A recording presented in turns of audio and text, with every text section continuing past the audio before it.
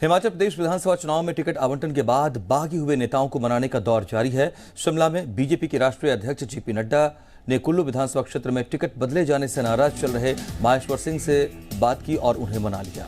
माहेश्वर सिंह ने जेपी नड्डा और सीएम जयराम ठाकुर से बातचीत के बाद निर्दलीय प्रत्याशी के तौर पर उतरने से इनकार किया है। हालांकि उन्होंने अपने बेटी की जिम्मेदारी लेने से साफ इनकार किया है। माहेश्वर सिंह ने कहा कि आज के दिन मैं अपने बेटी को लेकर किसी तरह कोई गारंटी नहीं ले सकता है और ना ऐसा कोई कर सकता है। उन्होंने इसके पीछे पारिवारिक वजहों को भी गिनाया।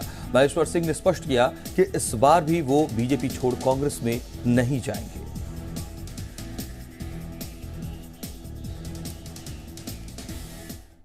मेरा तो रिजेक्ट हो गया है। मैं इंडिपेंडेंट इस उम्र में लड़ूं, अगर कार्यकर्ता इतना ही जोर देंगे उनको भरसक प्रयास करूंगा कि 73 साल की उम्र में अब लड़ना कठिन है। ये कहूंगा अगर वो ही मेरे को कुएं में फेंकेंगे तो मैं तो उनका आदमी हूँ, मारेंगे तारेंगे तो उनकी बात। कुएं में क्यों सर? आप तो जब पार्टी ने अन्याय किया था मेरे साथ उस वक्त भी मैंने एक अपनी झोंपड़ी बनाई थी और जब आग्रह किया मैं वापस आ गया। कांग्रेस की तरफ तो हम मर के भी नहीं जा सकता। हिमाचल प्रदेश के पूर्व मुख्यमंत्री प्रेम कुमार धूमल ने सुजानपुर विधानसभा क्षेत्र में चुनाव प्रचार किया। प्रेम कुमार धूमल ने टिकट नहीं मिलने से नाराजगी पर कहा कि उम्मीद है शनिवार को नाम वापसी से पहले सभी बागियों को मना लिया जाएगा। जो पार्टी के असली और वफादार कार्यकर्ता हैं वो पार्टी के हित में नाम वापस लेंगे। पार्टी सत्ता में आ रही है उसके लोग टिकट के चाहत रखते हैं, लेकिन अभी आज का दिन है, कल का दिन है, कल लास्ट डे है, तो कल 3 बजे तक प्रयत्न जारी रहेंगे। मुझे विश्वास है जो पार्टी के कर्मठ कार्यकर्ता हैं जिनको टिकट मिला नहीं वो अंततः इस बात को महसूस करेंगे कि पार्टी की जीत ही हमारी जीत है और वो बैठ जाएंगे। हिमाचल बीजेपी चुनाव प्रभारी अविनाश राय खन्ना ने चंबा में 5 विधानसभा क्षेत्रों के बीजेपी मंडल के अधिकारियों के साथ बैठक की। साथ ही पार्टी प्रत्याशियों के साथ विधानसभा क्षेत्रों में पहुंचकर जनसंवाद भी किया और यहां अपनी पार्टी की जीत का दावा किया। तो एक ऋण चुकाने के लिए मैं समझता हूँ एक वोट ही डालनी है, तो हम लोग सरकार का ऋण अपनी वोट डालकर चुका सकते हैं। और एक नारा दिया है कि सरकार नहीं रिवाज बदलेंगे। इस बार रिवाज बदलने वाला है। हमने उत्तर प्रदेश में रिवाज बदला, मणिपुर में रिवाज बदला, उत्तराखंड में रिवाज बदला और जहां भी हमारी सरकार रिपीट होगी हम रिवाज बदलेंगे। कांग्रेस आज नेता विहीन, इशूलेस, डायरेक्शनलेस पार्टी हो चुकी है। हिमाचल बीजेपी नए प्रयोग के साथ इतिहास रचने जा रही है। बीजेपी ने 30 अक्टूबर को सभी 68 विधानसभा क्षेत्रों में एक साथ जनसभा कर शक्ति प्रदर्शन की तैयारी की है। 30 अक्टूबर को बीजेपी के राष्ट्रीय अध्यक्ष जेपी नड्डा, सीएम जयराम ठाकुर, केंद्रीय मंत्री अनुराग ठाकुर, हरियाणा के सीएम मनोहर लाल, उत्तराखंड के सीएम पुष्कर सिंह धामी और बीजेपी के राष्ट्रीय प्रवक्ता संबित पात्रा के साथ कई अन्य स्टार प्रचारक जनसभा को संबोधित करेंगे। जबकि 5 और 9 नवंबर को प्रधानमंत्री नरेंद्र मोदी का हिमाचल दौरा भी संभावित है। रिवाज बदलने की दिशा में हम आगे बढ़ रहे हैं।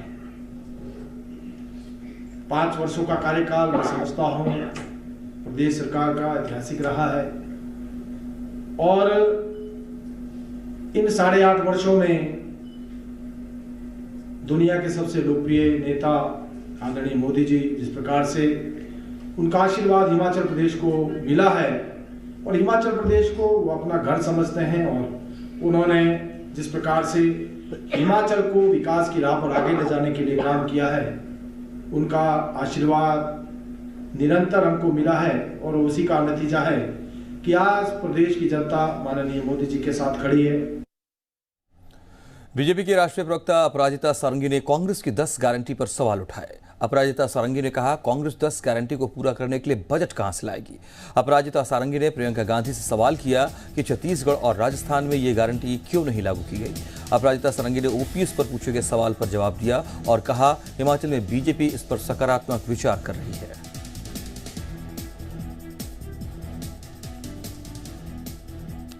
कल जब प्रत्याशियों की भी लिस्ट आई और जो ग्राउंड सिचुएशन है उसको देखते हुए बड़ी जिम्मेवारी से मैं आपको कहना चाहता हूं कि अगली सरकार जो है वो भाजपा बड़ी कंफर्टेबल मेजॉरिटी के साथ हिमाचल में बनाएगी, क्योंकि लोगों का यकीन, लोगों का विश्वास हिमाचल की जनता का डबल इंजन सरकार पे है। Congress is a crumbling citadel, it is falling like a house of cards.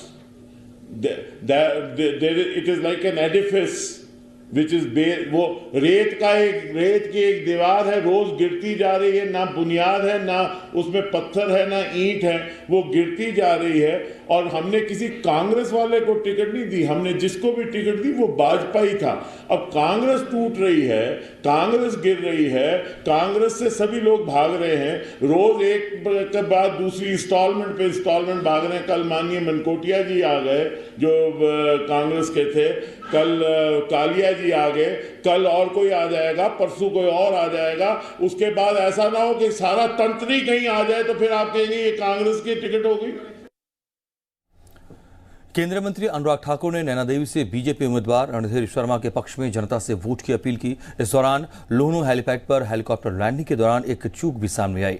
Chopper landing के दौरान चॉपर के नजदीक एक कुत्ता पहुंचा। अनुराग ठाकुर ने यहां कहा, डबल इंजन की सरकार ने क्षेत्र को कई बड़ी सौगातें दी हैं। 5 वर्षों में शानदार काम प्रदेश और देश में किया है और डबल इंजन की सरकार के काम को लेकर हम जनता के बीच में जा रहे हैं। उपलब्धियां ढेरों हैं।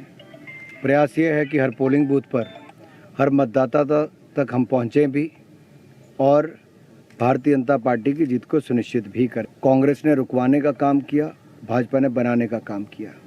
हम जनता के बीच में लेके जाएंगे कि विरोध करने वालों के साथ जाओगे या विकास करने वालों के साथ। नेता प्रतिपक्ष मुकेश अग्निहोत्री ने कहा है कि प्रदेश में अगले 20 दिन बाद बीजेपी की सरकार नहीं होगी। जनता इस सरकार को हर हाल में हटाने की तैयारी कर चुकी है। देहरा के ढलियारा में नुक्कड़ सभा में पहुंचे मुकेश अग्निहोत्री ने कहा, बीजेपी नेता उनकी चिंता न करें, पहले वो अपना कुनबा संभाले। उन्होंने उम्मीद जताई कुछ दिन में पार्टी सभी बागियों को मना लेगी। भारतीय जनता पार्टी की सरकार 20 दिन के बाद हिमाचल में नहीं होगी तो नहीं होगी। कोई भी ताकत जयराम को बचा नहीं सकती। जयराम जी को हटना है। हिमाचल की जनता ने मन बना लिया है। एक लहर चल पड़ी है, वो सुनामी में बदल रही है। एक भीषण और प्रचंड आंधी आने वाली है, उसमें ये सरकार मलिया मेट हो जाएगी और कांग्रेस की सरकार बनेगी।